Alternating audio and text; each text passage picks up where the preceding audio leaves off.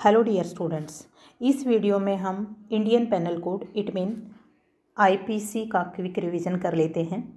Act number 45 है।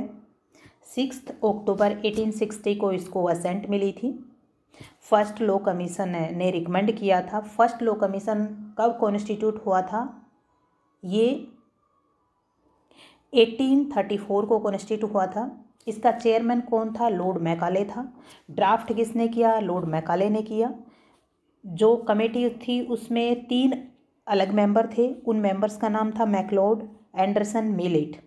1 जनवरी 1862 को इसका कॉमेंसमेंट हुआ। अब लेटेस्ट अगर हम अमेंडमेंट की बात करें तो सबसे लेटेस्ट 2018 का है। उससे पीछे है 2013, फिर 2005, उसके पीछे 1986, उससे पीछे 1983। ये सारे अमेंडमेंट्स इसमें कौन सी सेक्शंस में अमेंडमेंट हुए थे आपको देखने होंगे, इम्पोर्टेंट है। उसके बाद इसकी प्रीएम्बर पर चलते हैं। तो ये जनरल पेनल कोड है। इसमें टोटल 23 चैप्टर्स हैं, 511 सेक्शंस हैं। अब चलते हैं फर्स्ट सेक्शन पे। ये होल ऑफ इंडिया पर लागू है और आप जानते हो कि 31 अक्टूबर 2019 से ये जम्मू कश्मीर पर भी लागू है। फिर उसके बाद हम सेक्शन नंबर 2 पर आते हैं। Punishment of offence committed with in India. Bharat के अंदर यदि कोई भी अपराध कोई भी पर्सन कमिट करता है, वो भारत का हो सकता है या कोई बाहर का हो सकता है, तो इस संहिता में पनिशमेंट दिया जाएगा। उसके बाद ये इंट्रा टेरिटरी कहते हैं सेक्शन 2 को। सेक्शन 3 और सेक्शन 4 ये एक्स्ट्रा टेरिटोरियल सेक्शन होती हैं। अगर कोई भी व्यक्ति बियॉन्ड इंडिया अगर कोई ऑफेंस कमिट करता है तो सेक्शन 3 कहती है कि पनिशमेंट दिया जाएगा। सेक्शन 4 एक्स्ट्रा टेरिटोरियल में इसमें हमारे पास यदि भारत में रजिस्टर्ड कोई भी शिप एयरक्राफ्ट है और वो कहीं पर भी उस शिप पर कोई ऑफेंस कोई भी पर्सन कमिट करता है तो उसको पनिशमेंट आईपीसी में दिया जाएगा।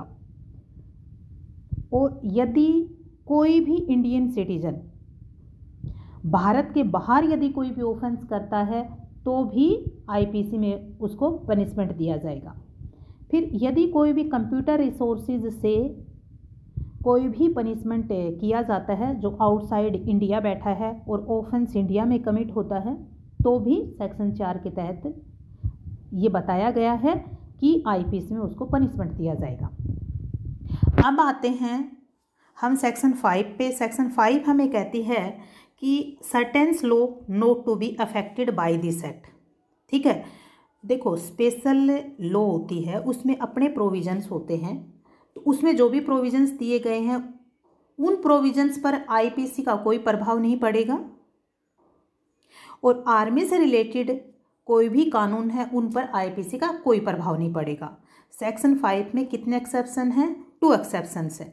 अब आते हैं हम चैप्टर 2 पर, general explanations. General explanation section 6 से लेकर सेक्शन 52A तक है। अब सेक्शन 6 हमें क्या कहती है? Definition in the code to be understood subject to the exceptions. ये बस समझने वाली बात है कि भाई कोई भी अगर एक्सेप्शन दे रखा है तो वो एक्सेप्शन पूरे कोड में जहाँ पर भी लागू होता है वो वैसे ही उसके एक्सप्रेशन के साथ एडमिट किया जाएगा, लागू होगा। फिर sense of expression once explain, भाई सेक्शन 7 कहती है कि एक बार किसी वर्ड को डिफाइन किया गया है उसकी डेफिनेशन, उस डेफिनेशन की सेंस पूरे एक्ट में वो ही ली जाएगी। ठीक है, सेक्शन 6 सेक्शन 7 सिर्फ समझने की बात है। उसके बाद सेक्शन 8 में है जेंडर। जेंडर में जो ही वर्ड है वो ही डेरिवेट करता है सी वर्ड्स को भी। ठीक है, फिर नंबर में प्लूरल में सिंगुलर है, सिंगुलर में प्लूरल है। 10 में है मैन वुमेन। मैन वुमेन में कोई भी ह्यूमन बींग, जो मेल है वो ह्यूमन बींग मेल में, फीमेल है किसी भी एज का जो ह्यूमन बींग है वो हमारा वुमेन हो गया। तो मतलब एट एनी एज के कोई भी मेल होगा, कोई भी फीमेल एनी एज की वूमेन होगी। फिर उसके बाद पर्सन में जो है उसमें देखो एक कैबिन, CABIN, जो कैबिन वर्ड है उससे हम सेक्शन 11 को याद रखते हैं। ठीक है, तो कैबिन का क्या है, C है उससे कंपनी बनता है। ठीक है, फिर A से एसोसिएशन बनता है, B से बॉडी, I से इनकॉर्पोरेट, N से नोट। ठीक है, तो कैबिन वर्ड से सेक्शन 11 को आप याद रख लीजिए। सेक्शन 12 में पब्लिक वर्ड, सेक्शन 12 में क्या है पब्लिक वर्ड ये तो याद रखना जरूरी नहीं है, लेकिन जब हम जैसे न्यूसेंस की डेफिनेशन पढ़ते हैं तो वहाँ पे पब्लिक वर्ड यूज किया गया है, तो वहाँ पर थोड़ा हमें याद होना चाहिए कि पब्लिक वर्ड कहाँ यूज किया गया है। ठीक है, तो क्या पब्लिक वर्ड को डिफाइन किया गया है, सेक्शन 12 में किया है। तो अब देखो सेक्शन 1 से लेकर सेक्शन 12 तक हमें मोस्ट इंपॉर्टेंट याद क्या रखना है। ठीक है, सेक्शन 2, 3, 4, 8, 9, 10, 11 ये किस सेक्शन में क्या है टाइटल्स हमें याद रखने हैं। फिर उसके बाद हमारा नेक्स्ट है, अब आते हैं सेक्शन 13, ये रिपील किया गया है क्वीन वर्ड कब, ये 1937 में। उसके बाद सर्वेंट ऑफ गवर्नमेंट, ठीक है, सर्वेंट ऑफ गवर्नमेंट 14 में दिया है। फिर 15, 16 फिर रिपील कर दिए हैं। 17 में गवर्नमेंट है, 18 में इंडिया है, इंडिया में होल ऑफ इंडिया, 19 में है जज, 20 में है कोर्ट ऑफ जस्टिस। ये याद करने हैं टाइटल किस सेक्शन में क्या है। 21 में है पब्लिक सर्वेंट, इसमें हमारे पास टोटल 12 कैटेगरीज हैं। उसके बाद 22 में हमारे पास मूवेबल प्रॉपर्टी, मूवेबल प्रॉपर्टी 22 में है। मूवेबल प्रॉपर्टी में क्या इंक्लूड है। फिर कंपेरेटिव अगर याद करते हो तो कौन से बेयर एक्ट के साथ, हमें सेल ऑफ गुड्स एक्ट के साथ, TPA के साथ, रजिस्ट्रेशन एक्ट के साथ। फिर रोंगफुल गेन किसको कहेंगे, रोंगफुल गेन भाई किसी भी व्यक्ति का उस प्रॉपर्टी पर अधिकार नहीं है और इलीगली उस प्रॉपर्टी को ले लेता है तो उसको हम क्या कहेंगे, रोंगफुली गेन। और फिर इसमें एक वर्ड है रोंगफुल लॉस, भाई किसी व्यक्ति का अधिकार और उसे नहीं मिली, उसका लॉस हो गया, ठीक है, तो वो उसे गलत तरीके से उसे लॉस किया गया है। उसके बाद है डिसऑनेस्टली 24 में है, किस सेक्शन में है याद रखना, फ्रॉडुलेंटली 25 में है।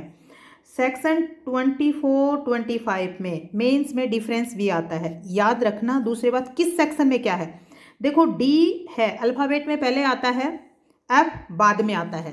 डिक्शनरी ऑर्डर में अल्फ़ाबेट में D पहले आता है, F बाद में आता है। तो 24 पहले आता है, उसमें D डिसऑनेस्टली, 25 बाद में आता है फ्रॉडुलेंटली, ठीक है। उसके बाद reason to believe 26, 27 property in possession of wife, clerk, servant.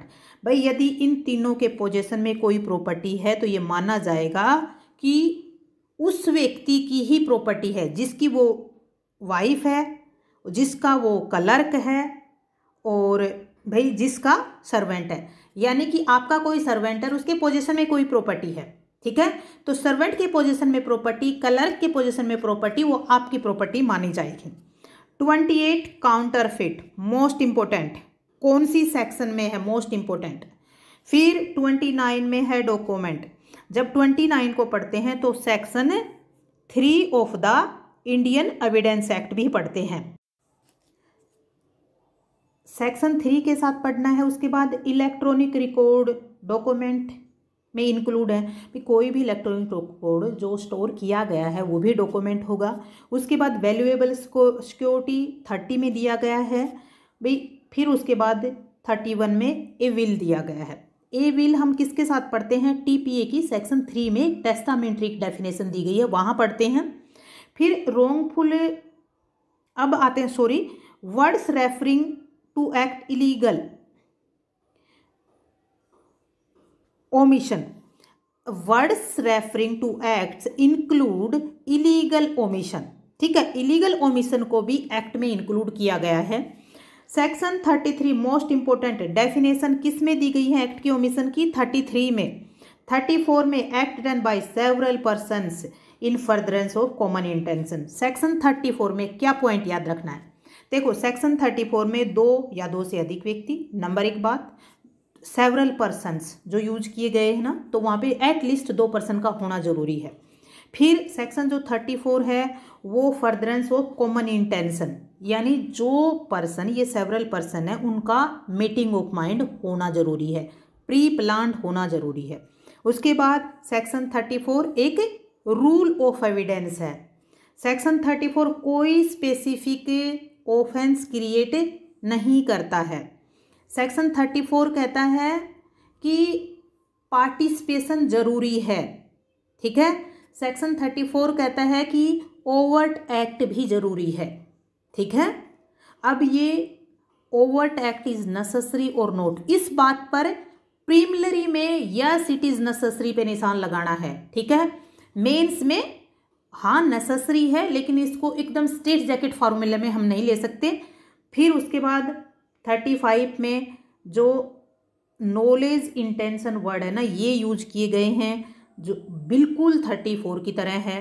फिर 36 में है partly bye act partly bye omission. Partly word से हमें 36 याद करना है, कोऑपरेशन वर्ड से हमें 37 याद करना है, फिर डिफरेंट ऑफेंस से 38 याद करना है। 36, 37, 38 के इलस्ट्रेशन से प्लीज़ रीड इट, बड़े इजी हैं, करोगे हो जाएगा। फिर 39 में वॉलंटरी है, 40 में ऑफेंस है, ठीक है। वॉलंटरी में क्या दिया गया है बेरेक्ट एक बार देख लेना, ठीक है। लेकिन अभी तक जो सेक्शंस बताई हैं प्लीज़ उनके टाइटल ज़रूर याद करो, रिवीजन करोगे बार बार याद हो जाएगा। अब करते हैं नेक्स्ट में।